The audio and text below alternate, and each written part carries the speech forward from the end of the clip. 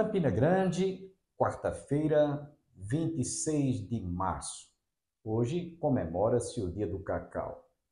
E todos sabem que esta fruta é a responsável pelo fabrico ou pela produção do chocolate, que todos sabem como é gostoso você saborear um chocolate. Dentro de instantes, estaremos ouvindo outra vez o reverendo Hernandes Dias Lopes, da letra à palavra, falando sobre o tema O Valor da Mesa. Quero lembrar a todos que está se aproximando o dia 20 de abril, no próximo mês, estaremos celebrando 34 anos de programações ininterruptas do programa Opção para a Vida. É um domingo, às 18 horas, Igreja do Calvário. Foi especialmente convidado para ministrar a palavra o reverendo Daniel Carlos, da Assembleia de Deus, e para brilhantar o louvor, a orquestra Louvores Eternais, e também a cantora Jaqueline, que desde pequenininha estava sempre presente, louvando a Deus, quando ainda era criança. Ora, ela já está formada, adulta, casou-se, e ela vai estar brilhantando também o louvor para nossa alegria. Quero deixá-los agora com o reverendo Hernandes Dias Lopes, falando sobre esse tema, o valor da mesa.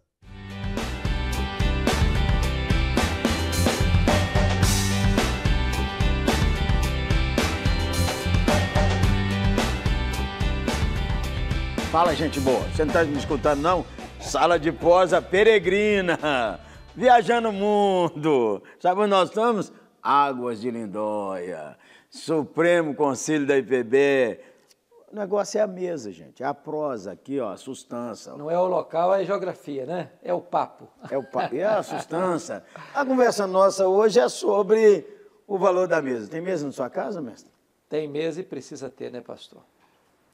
Mesa é mais do que um móvel de enfeite da sala. É um emblema de comunhão. Ó, tem mesa quadrada, mesa redonda, mesa pititica. Tem mesa que senta 20, lá na casa de Dona Ilka, minha mãe, gente boa. Tem mesa assim, ó, aqueles bancão. Banco de madeira, assim, Banco ó. de madeira sem recosto, entendeu? Cafezão assim, Eita, com 20. na chaleira, no bule. Não, e parece que o cabo tá disputando quem pega mais. A mesa é importantíssima. Os criados ao redor da mesa, que na mesa a gente tem comunhão. É verdade. Olha que mesa legal aqui. Por que certas famílias não valorizam a sua mesa, mestre? Penso eu, pastor Jeremias, é porque na correria da vida contemporânea, cada um tem sua agenda, cada um tem seu tempo, cada um tem sua atividade, cada um tem o seu hobby. E parece-me que a mesa está virando apenas peça de enfeite da sala. Então, gente boa, isso só atrapalha o trânsito.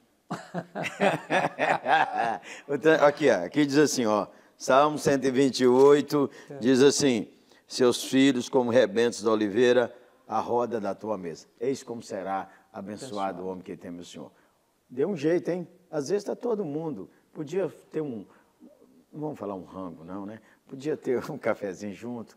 E aí cada um está no seu canto. E às vezes, mesmo quando a família está junta, não está ao redor da mesa. É. Porque cada um tem seu quarto, é isso mesmo. Com o seu televisor, com o seu computador. E quando está todo mundo no Zap Zap? No Zap Zap. Vou te contar um caso. Ganhei dos casais da igreja, eu e Claudinha, um voucher para um restaurante. Aí era muito dinheiro. Eu falei com meus filhos, ele ainda é solteiro. Falei, vamos com as namoradas suas, o que estava casado, vamos todo mundo. Aí os meus filhos dizem, pai, isso não é churrascaria, isso é um lugar romântico. E dependendo da sobremesa, o senhor vai pagar mais. Paguei. Aí ficamos lá 2 horas, trocas de juras de amor, beijo daqui, beijo dali, abraça, beija, abraça.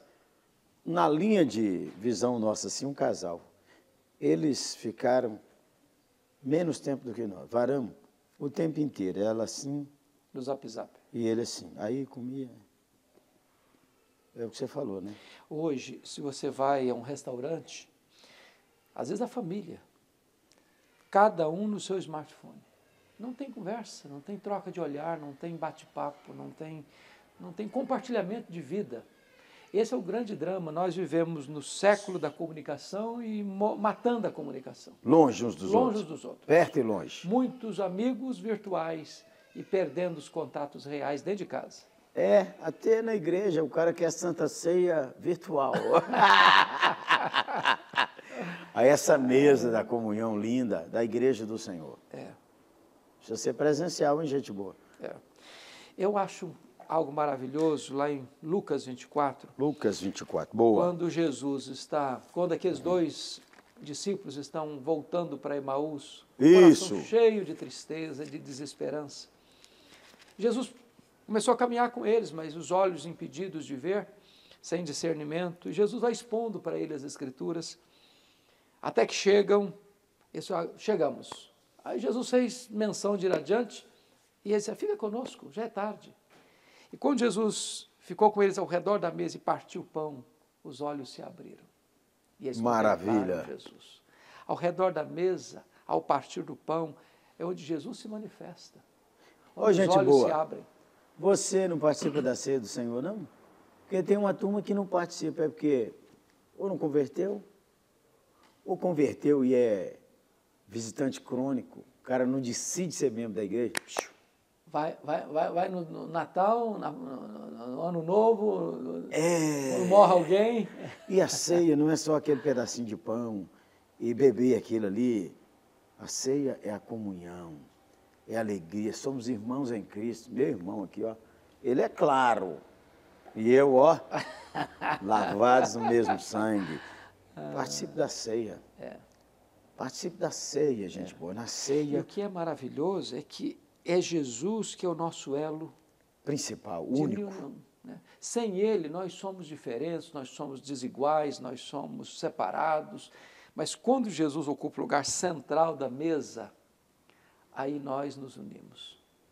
Aí acabam as nossas diferenças, aí acabam as nossas ideias pessoais. Somos um só pão, diz a Bíblia. E a ceia mostra que Jesus morreu pelos nossos pecados. Até, pastor, é supersticioso, você sabia disso? Nós estávamos no elevador, nós estávamos no elevador aqui, o cara disse assim, tanto de pecado que tem aqui dentro. Eu falei, aqui, varão, ninguém, pecado nosso aqui não tem, porque está tudo lavado no sangue de Cristo. Então, desse ponto de vista, nós estamos tudo leve. Nós estamos barrigudex, mas nós estamos ao redor da mesa. Um apelo do nosso coração para que você junte sua família. Você podia fazer um jantar especial e convidar a sua família, ou até convidar nós. Sabe que um dia desses, ao redor da mesa, como é lindo, minha esposa foi tomar um chá num lugar em Belo Horizonte com minha filha. Quando elas estão lá, numa mesinha, uma senhora chamou. E aí disse, senta conosco, mulher estranha. E ela sentou, começaram a conversar, varão um contato maravilhoso, porque Cláudia entende de artesanato, entende de construção de casa, reconstrução, e a mulher entendia também, entende de flores. Ponte de contato. Ponte de contato, sabe por que a samambaia, cara, é aquela que dá a volta assim? Eu não sei nada de samambaia, não, orquídea, menino. Aí, olha para você ver, ao compartilhar a mesa, um vínculo de afeto. E eu tenho treinado isso, varão. Deixa eu dizer uma coisa, pastor Jeremias, que eu acho fantástico. Ao redor da mesa, não dá para ficar com raiva um do outro, porque você está de cara com uma pessoa, olhando nos olhos dela. É de cara, não é de cara, entendeu? Então, o que acontece? Quando você está ao redor da mesa, é hora de acertar as contas. Quem está carrancudo tem que parar de ser carrancudo. É hora de acertar, de consertar, de dialogar, de dar uma boa gargalhada, de chorar juntos. Então, a mesa, ela não é uma peça. A mesa é um emblema mesmo de conserto, de aliança, de amor, de cura, de abrir o coração, de receber restauração. E de receber perdão. Receber perdão. E de dar perdão. E de abraçar. E de orar. Ao redor da mesa, gente, as amizades se fortalecem. Ao redor da mesa, você pode até arrumar sua namorada, seu namorado, sua noiva. Ao redor da mesa, os casamentos são fortalecidos. Exatamente. Ao redor da mesa, a igreja cresce linda. Ao redor da mesa, olha, a amizade de quantos anos? Nem falo. Nem porque, fala. Ó, esses dias Você precisa ver, carimbou aniversário do mestre, julho, 15 de julho. 15 de julho, a sustância. Olha para ele, para você ver. Um menino aí. Olha para você ver, agora deixa eu entrar aqui na câmera dele, aqui, ó, para você ver a sustância.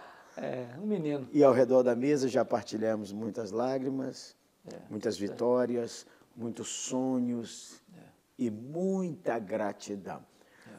Dá 3 dicas para o cara melhorar ao redor da mesa em casa.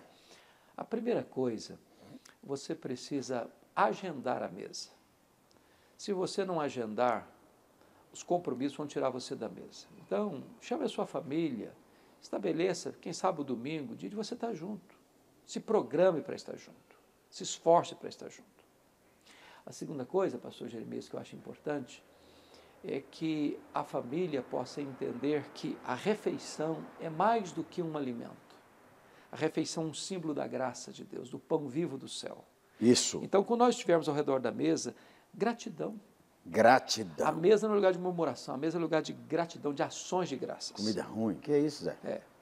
E terceiro aspecto, a mesa é lugar onde nós somos tratados por Deus, porque foi ao redor de uma mesa, quando os discípulos discutiam quem era o maior, é que Jesus se levantou, pegou uma bacia, pegou uma toalha, começou a lavar os pés dos discípulos. Olha que coisa linda para acontecer na sua família e na nossa igreja. Lavar os pés uns dos outros. Cuidar uns dos outros. Cuidar uns dos outros, amar uns aos outros. Um apelo do nosso coração, nessa semana, faça um movimento para estar ao redor da mesa. Amém? Vamos orar por vocês e vamos orar com vocês e vocês orem conosco. Hoje, a primeira oração é dele, ao redor da mesa. Vamos fazer isso. Deus, eu quero colocar diante de Ti as pessoas que estão nos assistindo. Amém, Senhor Deus. As famílias que estão nos assistindo. Sim, Senhor. E que a mesa seja restaurada no Amém. centro da comunhão familiar. E que seja também um lugar onde a Tua presença seja tão real, que Jesus Cristo seja o elo e o centro da comunhão familiar. Amém. Em nome de Jesus. Amém. Amém. Ô, gente boa, sala de prosa. Uma parceria, LPC. Comunicações.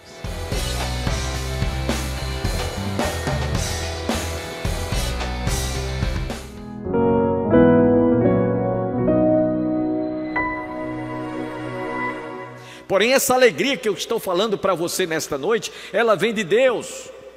O povo estava alegre porque estava voltando para Jerusalém. O povo estava alegre porque estavam voltando a receber a palavra de Deus. O povo estava voltando alegre porque estavam voltando para ver os muros de Jerusalém serem reconstruídos, o templo ser reconstruído. Eles estavam alegres, a alegria era espiritual. Não era uma alegria passageira, era uma alegria prazerosa. Porque eles estavam subindo a Jerusalém, porque eles estavam subindo a casa do Senhor. Por isso que nós vemos o Salmo 122, versículo 1, que diz lá: alegrei-me, completem, alegrei-me, quando me disseram, vamos à casa do Senhor, amém? Essa era a alegria do povo que estava voltando para Jerusalém. Alegrei-me quando me disseram, vamos à casa do Senhor. E aí, meus irmãos, nós vemos que essa alegria não tem faixa etária de idade para sentir a alegria. E vamos tomar aqui um exemplo que está lá em Lucas capítulo 1, versículos 39 a 44. Ouça o que eu vou ler para vocês. Naqueles dias, dispondo-se Maria, foi apressadamente à região montanhosa, à cidade de Judá. Entrou na casa de Zacarias e saudou Isabel. Ouvindo esta saudação de Maria, a criança lhe estremeceu no ventre. Então Isabel ficou possuída do Espírito Santo e exclamou em alta voz: bendita és tu entre as mulheres, e bendito o fruto do teu ventre. E de onde me provém que me venha visitar? E a mãe do meu Senhor, pois logo que me chegou aos ouvidos a voz da tua saudação, a criança estremeceu de alegria dentro de mim. Amém? quando Isabel foi visitar Maria, né? Então a criança que já estava no seu ventre estremeceu de quê? De alegria. Meus irmãos, a alegria do Senhor é que move, é que dá essa sensação daquilo que nós precisamos e necessitamos, é sentir a presença de Deus. Maria, ao ser visitada por Isabel, estava sentindo naquele momento a alegria daquele que estava no seu ventre, que haveria de nascer para ser o nosso Salvador. É por isso que a alegria do Senhor é a nossa força. É por isso que lá em Neemias ele afirmou: a alegria do Senhor é a nossa força. Maria, a mãe de Jesus, também em Lucas capítulo 1, versos 46 e 47, ela expressou sua alegria, seu regozijo, seu contentamento. Ela fez um cântico e as suas primeiras palavras foram estas: o meu coração se alegra, o meu espírito se regozija em Deus, o meu Salvador. Maria estava alegre porque no seu ventre estava nascendo o seu Salvador. Meu espírito se regozija e a minha alma se alegra em Deus, o meu Salvador.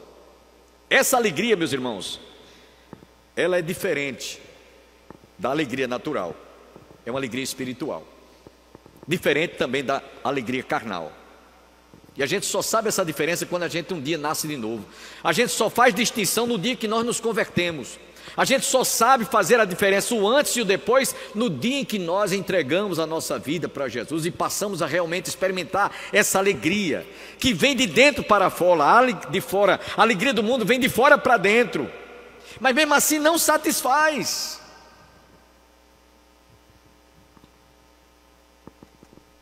Essa alegria, meus irmãos, para você ter uma ideia, ela faz bem até os ossos.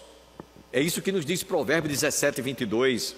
O coração alegre é bom remédio, mas o espírito abatido faz secar os ossos. E quando a gente está realmente na presença do Senhor, a gente sente algo extremamente diferente da alegria que nós sentimos antes quando estávamos no mundo. É por isso que nós vemos também lá no livro de Jó, no capítulo, livro de Salmos, capítulo 30, versículo 5. Alegria, o choro pode durar uma noite, mas a alegria vem ao amanhecer. Você pode ir dormir de cabeça quente, às vezes triste, abatido, amargurado, diante de alguma decepção, diante de alguma dificuldade pela qual você passou, e você ora e você vai dormir, e no outro dia você amanhece com o seu coração transbordando de alegrias, de gratidão, porque Deus lhe deu mais um dia, lhe acrescentou mais um dia de existência. Por isso que o salmista no Salmo 30, versículo 5 nos diz: o choro pode durar uma noite, mas a alegria vem ao amanhecer. Jó no capítulo 41, versículo 22, ele declara que até a tristeza salta de alegria. Você já pensou?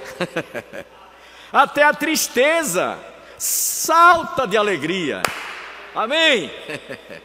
Você imagina que coisa bela, que coisa profunda. A tristeza se alegra, salta de alegria quando você realmente sente a presença e a bênção de Deus sobre a sua vida. Meus irmãos, nós durante o mês retrasado estudamos aqui em nossa igreja a carta de Paulo aos Filipenses. E o título da carta de Paulo aos Filipenses é Contentamento. Do início até o último capítulo da carta de Paulo aos Filipenses fala de contentamento, regozijos, alegria. E Paulo estava falando para aqueles cristãos de Filipos, mostrando para eles que esse contentamento e que essa alegria nós havíamos recebido, ou nós temos em nosso coração, em nossas mentes, em nossas vidas, graças ao Senhor Jesus um dia ter transformado, restaurado, regenerado e transformado a nossa vida. Por isso que ele diz no capítulo 3, versículo 1: alegrai-vos, outra vez vos digo, regozijai-vos no Senhor. Alegrai-vos e regozijai-vos. Lá no Salmo, isto é, no livro de Romanos, capítulo 12, versículo 15, Paulo diz: alegrai-vos com os que se alegram e chorai com os que choram. Ou seja, aquilo que você recebe de Deus deve compartilhar com os outros, não deve ficar só para você. É por isso que nessa noite nós tivemos aqui um momento de oração, de ações de graças, em que os irmãos vieram à frente para compartilhar conosco, o que muito nos alegra, bênçãos que receberam durante a semana, que Deus nos deu. Então esse é um momento de gratidão, um momento de regozijo, um momento de alegria. É por isso que Paulo, escrevendo aos Romanos 12:15, nos diz: alegrai-vos com os que se alegram. Gálatas capítulo 5, versículo 22, ele diz que a alegria é um dos frutos do Espírito. Amor, alegria, paz, longanimidade, benignidade, domínio próprio, né? Então Paulo está mostrando que dentre esses frutos está também a alegria. Louvado seja o nome do Senhor. Lá na carta, isto é, no livro de 1 Crônicas, capítulo 16, versículo 10, nós encontramos o escritor dizendo: gloriai-vos no seu santo nome, alegre-se o coração dos que buscam ao Senhor. Aí eu queria que você agora parasse um pouquinho, principalmente aquelas pessoas que estão em casa nos assistindo. Você dá para entender agora, dá para fazer a diferença, a distinção entre o que é alegria da carne, alegria natural e alegria que nós recebemos do Senhor. A alegria do Senhor, a nossa força é. Há uma diferença muito grande. Talvez você não tenha experimentado ainda, porque ainda não provou dessa alegria. A alegria que você conhece é essa do mundo. A alegria que você tem é a alegria natural. Mas você precisa de conhecer a alegria sobrenatural. Ela vem do céu, ela emana do céu, ela é transcendental, ela é sobrenatural. Eu não vou me esforçar para buscar, para encontrar, mas ela naturalmente ela vem no momento em que nós entregamos a nossa vida ao Senhor Jesus. Inclusive eu já citei para vocês que até alegria nos céus por um pecador que se arrepende. Lá no Salmo 9, versículo 2, o salmista ele diz: alegrar-me-ei e exultarei em ti, ao teu nome, ó Altíssimo, eu cantarei louvores. E eu quero dizer uma coisa para vocês aqui, até na hora da morte, quando estamos nos despedindo dos nossos entes queridos, nós temos razão e motivo para louvar e glorificar a Deus. É por isso que numa cerimônia fúnebre de cristãos, você vê se cantando 2, 3, 4, 5, 6 hinos, que é um momento de regozijo, de alegria, porque aquele que dormiu no Senhor, descansou de suas obras e está com Cristo, que Paulo diz, escrevendo aos Filipenses, capítulo 1, versículo 23, o que é incomparavelmente melhor. Incomparavelmente melhor. No Salmo 16, versículo 1, aliás, nós vamos encontrar dezenas, se não centenas de salmos tratando sobre alegria, irmãos. Eu estava preparando essa mensagem e me perdi de tantos versículos, eu separei apenas alguns. No Salmo 16, versículo 1, nós encontramos o salmista dizendo: tu me farás ver os caminhos da vida, da tua presença, na tua presença há fartura de alegria, de plenitude de alegria, na tua destra delícias perpetuamente. E há certos momentos na vida da gente que a gente pode estar triste, abatido, angustiado, amargurado, ou talvez até entrando em depressão. Aí você vai ler um salmo como esse que eu acabei de citar, você começa a refletir, né? Começa a meditar.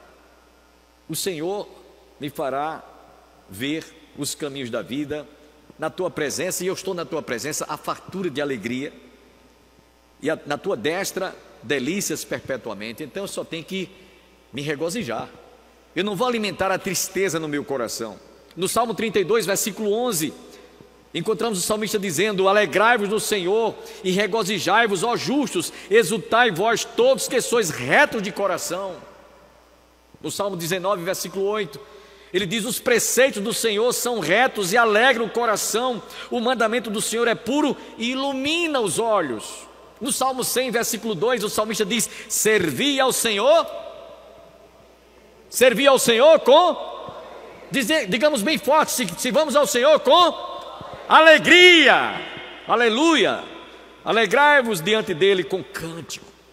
No Salmo 118, versículo 24, ele diz: este é o dia que o Senhor fez, regozijemo-nos e alegremos-nos nele. Então foi isso que Neemias disse ao povo: hoje não é dia de choro, não é dia de tristeza, não é dia de lágrimas, é dia de regozijo.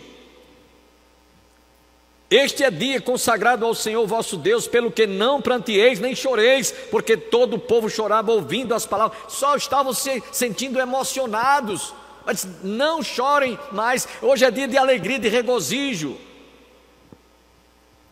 E ele diz ainda mais, no verso 10: ide comei carnes gordas, tomai bebida doce e enviai porções aos que não têm nada preparado para si, porque este dia é consagrado ao Senhor.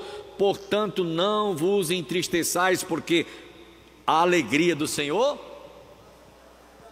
a nossa força é.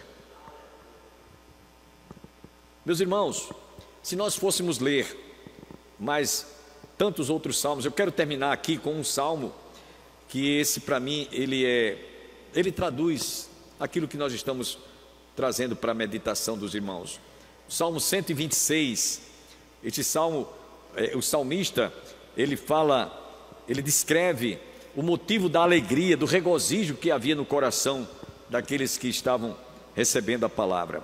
Quando o Senhor restaurou a sorte de Sião, ficamos como quem sonha.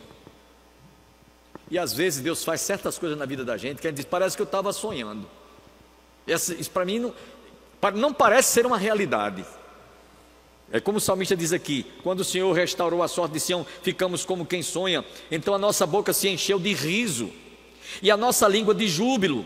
Então entre as nações se dizia: grandes coisas fez o Senhor por eles. Com efeito, grandes coisas fez o Senhor por nós. Por isso estamos alegres. Louvado seja o nome do Senhor. É uma alegria que é diferente dessa natural ou dessa da carne. Então ele continua: restaura, Senhor, a nossa sorte como as torrentes do Neguebe. Os que com lágrimas semeiam, com júbilo ceifarão. Quem sai andando enquanto semeia, e chorando enquanto semeia, voltará com júbilo, trazendo os seus feixes.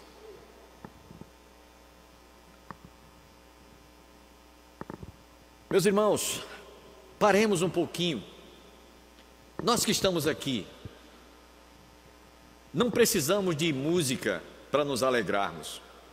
Não precisamos de ingerir nada, nem droga, nem nada, para deixar a nossa mente nalcateada e a gente sentir alegria. Não precisamos de frevo para nos alegrarmos. Não precisamos de nada que esteja sendo promovido, fabricado, forjado para a gente sentir alegria. Você pode até estar às vezes triste, mas de repente você sente alegria no seu coração por ver a mão de Deus abençoar a sua vida, suprir as suas necessidades, guiar a sua família, abrir portas, dar livramentos. É por isso que Paulo, escrevendo, continuando a carta aos Filipenses, capítulo 4, versículo 4, ele diz: alegrai-vos sempre no Senhor. Outra vez vos digo, alegrai-vos. E eu quero terminar esse sermão fazendo uma pergunta para aqueles que estão em casa nos assistindo, para aqueles que porventura ainda não tenham experimentado essa alegria genuína, essa alegria verdadeira. Em que consiste a sua alegria? É produzida pelas atrações e prazeres deste mundo? Se for, eu peço a você que reflita e passe a conhecer a verdadeira alegria. Há um hino que ele é interpretado por muitos madrigais, por muitos corais, que tem como título, é um best-seller: Jesus é a alegria dos homens. E se você quiser experimentar a verdadeira alegria, é aquele que está desejoso que você experimente, que você sinta o sabor dessa alegria, que só Jesus pode dar, o mundo não pode dar. Tanto é que o próprio Jesus disse: deixo-vos a minha paz eu vos dou, não vos lá dou como a dá o mundo, não se turbe o vosso coração e nem se atemorize. Nós parafrasearíamos isso aqui dizendo, como se Jesus disse, como ele afirmou, deixo-vos a minha paz, ele também poderia, parafraseando, dizer, deixo-vos a minha alegria eu vos dou, não vos lá dou como a dá o mundo.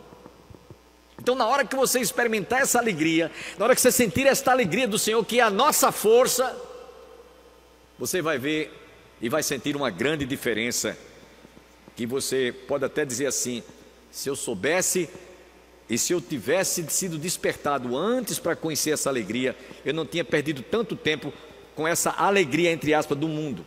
Eu brinquei carnaval, eu sei do que eu estou falando. Para me sentir alegre, eu tinha que encher a cabeça de cachaça, presbítero Laércio. Para me alegrar, eu tinha que encher a cabeça de cachaça e de droga. E hoje eu olho para trás e digo: meu Deus, quanto tempo eu perdi. Quanto tempo eu perdi. Se eu tivesse conhecido essa alegria há mais tempo, eu não tinha perdido tanto tempo alimentando essa ilusão, essa fantasia que o mundo oferece. Então, faça essa diferença. Você que ainda não experimentou, ainda não teve essa alegria, não sentiu ainda esta alegria que só Jesus pode nos dar, faça a sua decisão, entregue a sua vida e o seu coração para, principalmente você que está em casa nos assistindo. Talvez alguns de vocês estão se preparando para ir para o clube, dançar à noite o carnaval. Cuidado que você pode terminar o último dia sem vida. Você está brincando com a sua vida. Portanto, pense e faça uma diferença, uma distinção entre a alegria antes e depois que você tiver um encontro com Jesus. Esperamos nos reencontrarmos amanhã para a realização de mais um programa Opção para a Vida. Até amanhã, se Deus quiser.